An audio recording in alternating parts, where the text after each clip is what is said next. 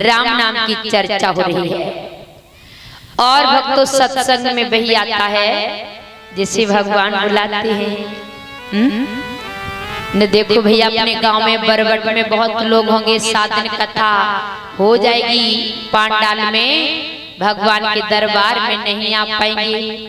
अरे आता तो वही है जिसे भगवान बुलाते हैं कि सत्संग में आए जा बुढ़िया के वो तोड़े खटिया पड़ी पड़ी। तो भक्तों जिसे भगवान बुलाते हैं वही भगवान के दरबार में आता है। तो एक महात्मा जी का आश्रम था और महात्मा जी के आश्रम पर बहुत चेला रहते थे, उनके बहुत सारे चेला थे। एक ऐसा भाई था बहुत भोजन करता था, तो बालक को इतना भोजन करता था घर वालों ने घर से निकाल दिया। भोजन इतना करता है, काम कुछ करता नहीं है, तो तेरे खाने के लिए क्या रखा, यहाँ से चल भाग। निकल आया, कहाँ जाऊं समझ में ही नहीं आ रहा है। तो महात्मा जी के आश्रम पर आया, खूब अट्टे कट्टे बैठे हैं, भगवान का भजन कर रहे हैं। उस बालक ने देखा यही गुजारा हो सकता है, ये महात्मा जी शरीर से ठीक हैं तो जब मतलब यहाँ खूब बढ़िया खावे को मिल तो है, तभी शरीर बढ़िया है। बालक आया, बाबा जी सीताराम। हाँ सीताराम बेटा सीताराम, आओ बैठो। ये बताओ बाबा जी आपके आश्रम पर कौन कौन रहता है? तो गुरुजी ने कहा बेटा ये सभी चेला रहते, हम रहते, चेला रहते हैं। अच्छा तो क्या काम क्या होता है? कि यहाँ काम कुछ नहीं होता है, भजन करो, सुबह नहा करके भजन करो और भोजन पाओ, इतना ही काम है। अरे यहाँ तो कोई मेहनत भी नहीं करनी पड़ती, भजन करो और भोजन करो बस, ये तो बड़ी अच्छी बात है। तो बाबा जी ये बताओ मुझे अपना चेला बना लोगे? हाँ बेटा क्यों नहीं, चेला बनाएंगे तुम्हें। अच्छा तो हम यही आश्रम पर रह लूं? गुरुजी ने कहा बेटा रहो, हम यही चाहते मेरा कोई चेला बने। अच्छा तो भरपेट भोजन मिलेगा? गुरुजी ने कहा क्यों नहीं बेटा, भरपेट भोजन मिलेगा, भजन करो, रहो यही, काम कुछ नहीं करना पड़ेगा। नहीं बेटा यहाँ काम कुछ है ही नहीं, करना क्या पड़ेगा। बहुत खुश हो गया, तो रहने लगा, भगवान का भजन करने लगा, राम राम राम राम। सभी चेला जपते हैं, वो सबके मुंह की तरफ देख रहा है।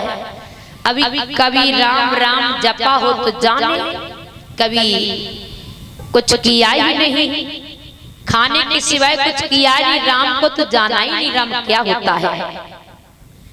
तो भैया उसने जब भोजन किया, आश्रम पर 5 पंथ की बैठती थी, 5 पातें लगती थी। एक उठ गई, फिर दूसरे में लोग बैठते, जो रह गए फिर तीसरे में बैठते, और रह गए वो चौथे पांचवें, 5 पातें बैठती थी। तो उसने कहा कि गुरुदेव मुझे भूख बहुत लगती है, ये 5 पातें लगती हैं, तो गुरुदेव हम 5 पातों में बैठे खाते रहें तो कोई हरज तो नहीं, आपको परेशानी तो नहीं? गुरुजी ने कहा बेटा मुझे क्या परेशानी नहीं, मुझे कोई परेशानी नहीं, तो क्या तुझे इतनी भूख लगती है? उसने कहा बाबा जी ये सब भगवान की कृपा है। अच्छा भोजन करता है तो 5 माते उठ जाती, उसी में बैठा रहता, अकेला भोजन करता रहता।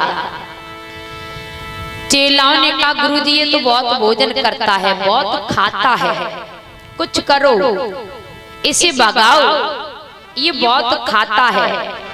गुरुजी ने कहा चिंता मत करो, उतना ही खाता है जिसका इतना खाता है, उतना ही ये खाता है जिसका जितना खाता है। खाते से ज्यादा कोई नहीं खा सकता है। जितना नसीब में अन्न लिखा होता उतना ही मिलता है। देखा है बहुत लोग होते बड़ी बूढ़े होते हैं, प्राण निकलते खटिया पे चारपाई पे लेटे रहते हैं, अन्न छूट जाता, रोटी नहीं खाते, पानी भी नहीं पीते, क्योंकि नसीब में है ही नहीं। अब उतना ही था जितना उन्होंने खा लिया। खाते से ज्यादा कोई नहीं खाता है। अब जब भोजन करने बैठता है तो कहता है दाने दाने पे लिखा हरि का प्रभु का नाम। तो और चेला कहने लगे तू दाने दाने पर मत कहे, तू तो बोरा बोरा पे कहे, तू तो बहुत खाता है। कोई बात नहीं।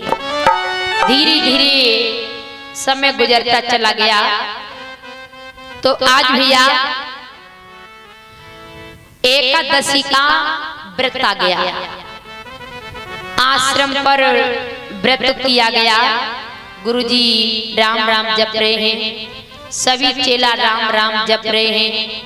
भोजन बनाने वाले थे भैया, जो भोजन बनाते थे, आज चूल्हा हंडी कुछ नहीं जल रहा है, सब सूना पड़ा है। सभी एक एक अपने कोने पर बैठे, सभी अपनी अपनी जगह पर बैठे राम राम राम राम राम राम राम राम जप रहे हैं। अब वो भैया व्यक्ति बहुत दुखी, अरे क्या करूं, देखो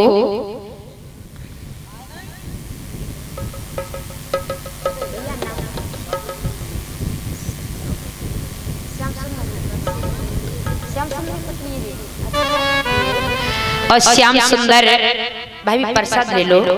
श्याम सुंदर भैया की धर्म पत्नी माला डालकर स्वागत कर